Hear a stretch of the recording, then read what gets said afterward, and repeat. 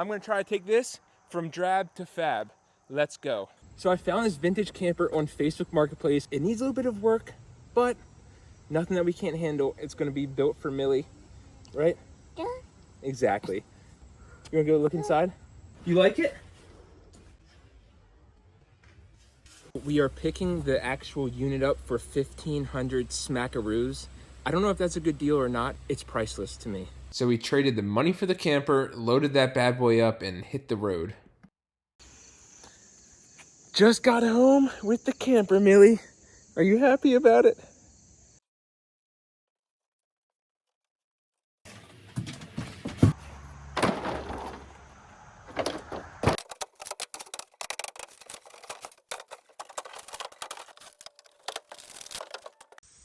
So now that I got most of the demo done, I'm gonna start rebuilding stuff back.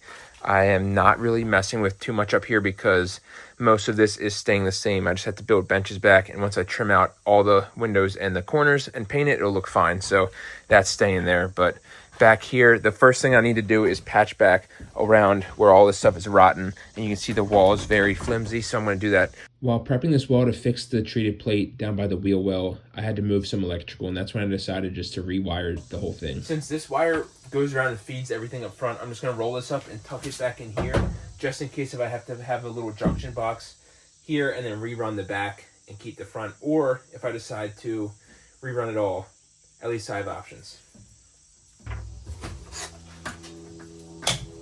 And this is kind of what I'm talking about, rewiring it, because you can tell that there was a leak back here before, and look at how all of this stuff is just so corroded and just gone.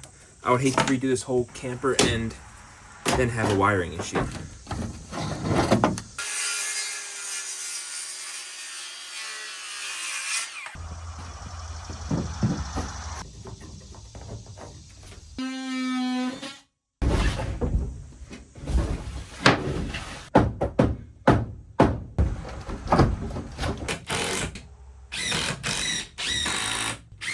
So now that I have this 2x6 mounted on the inside, it does go across flat, and I need it to taper down with this metal so I have something to screw to here. So what I'm going to do is cut little triangles that go from here to there, which should give me enough to mount my skirting all the way down and around.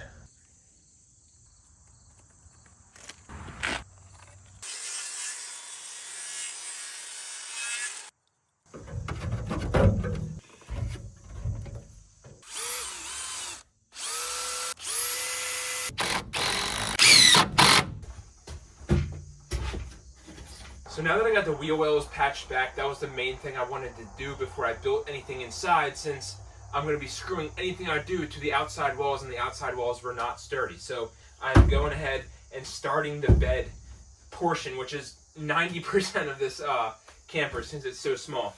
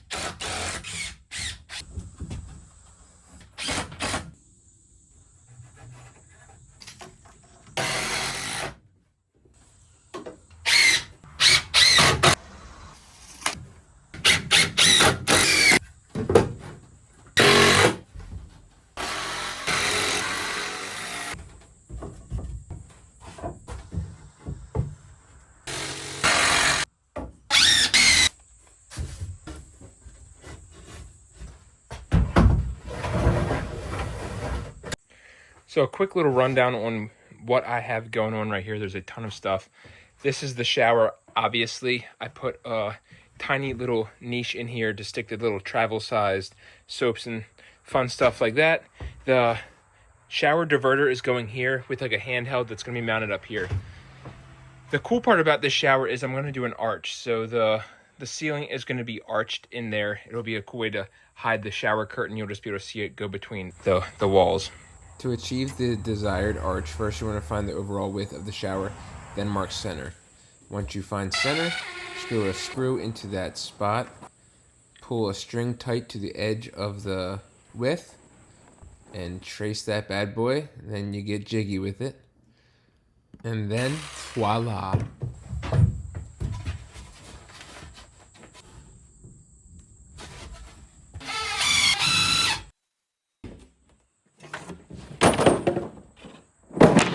Fuck!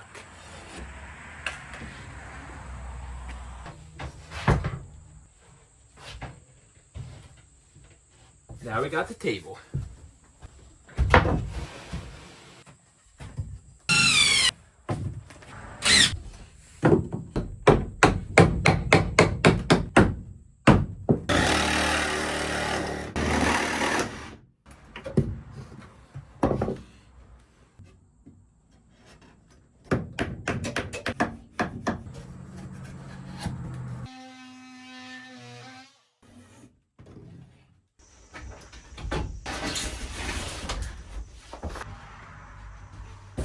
Before I spray insulate these walls, I'm going to run all the electric. I feel like that's probably best because once it's sprayed with the insulation, it's going to be really hard running all of the wires. I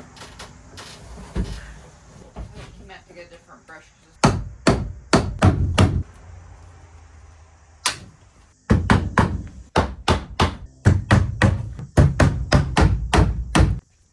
Video, we have all of the electric finished, so this is roughed in. This is the switch for the ceiling lights. This is an outlet, so that's going to be an outlet for this whole cabinet. That wire is for the hot water heater. This is a junction box that I did, so if any problems I can go back and fix it right there because this is all going to be open. This is a light and that's a light. They will be on switches on the actual light. There'll be a twist. That is an outlet. I have an outlet down here. That is for the refrigerator. So the refrigerator is going to go here, but I'll drill a hole back there. That way, if anything goes wrong, I don't have to pull the actual unit out. I can just get to it from right there. I can just unplug it. Something that you want to think about when redoing a camper like this is being able to get to everything without having to tear it all back apart. This is a wire for the air conditioning unit, and now it is time to insulate all of these walls. I decided to go with this insulation spray foam set on Amazon. I think I just start spraying, but I do want to show you it came with this beautiful piece. I should probably use it if it came in the package. So this is either because it's the high performance or it gets super messy or maybe just safety precautionary, but holy.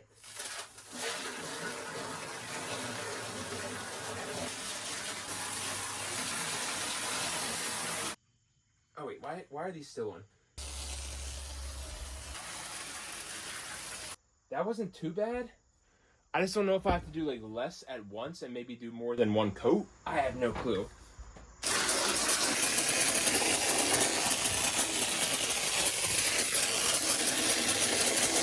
So now that I started spraying all this insulation everywhere, it's just super messy. Like, I don't know what I got myself into, but I did buy this big saw here.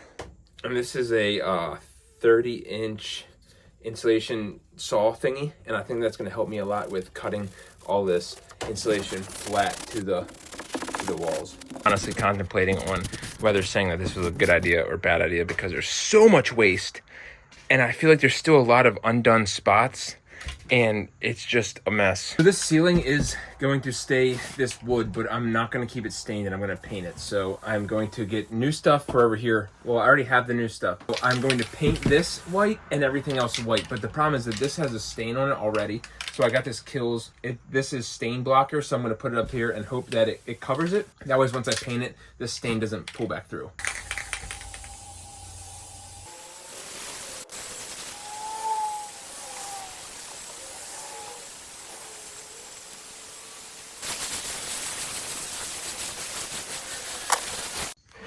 So now I got this primed just to make sure that something will adhere to it, even though that it's stained, before I go and start from there over and then realize that I have to tear this down because it's stained. So I did this just to make sure that I'm safe. The material I used for the ceiling is straight off the shelf from Home Depot. It's 1/4 inch tongue and groove. It's great for an RV. It's light, but the tongue and groove kept cracking off, so I had to face nail everything.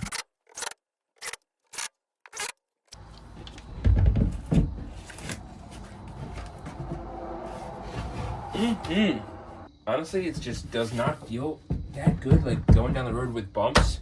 So once it's all done, I'll probably put like a band or a strap or something and screw it and make sure it's mounted down to the floor. That way it doesn't bounce up, because I don't have to worry about it coming off the wall. I just don't want it to come up and then off of the bracket.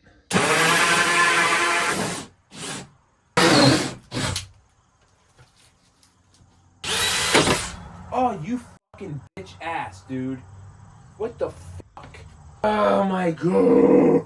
Honestly, I was gonna pull it down and replace it, but I'm just gonna drill it and then I'll wood fill this shit. This is all getting painted. I don't give a fuck. This is not a perfect camper. I don't know how that just happened, but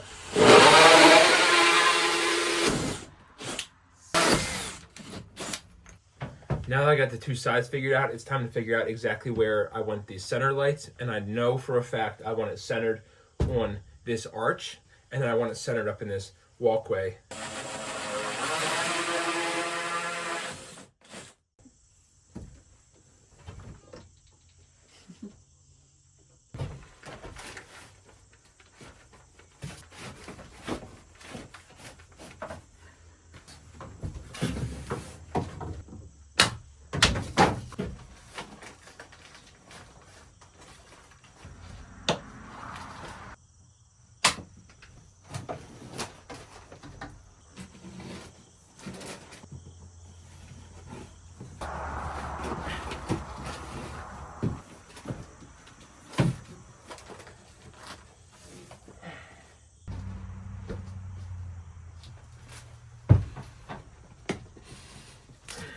So that is going to wrap this video up here. I think it's a good stopping point.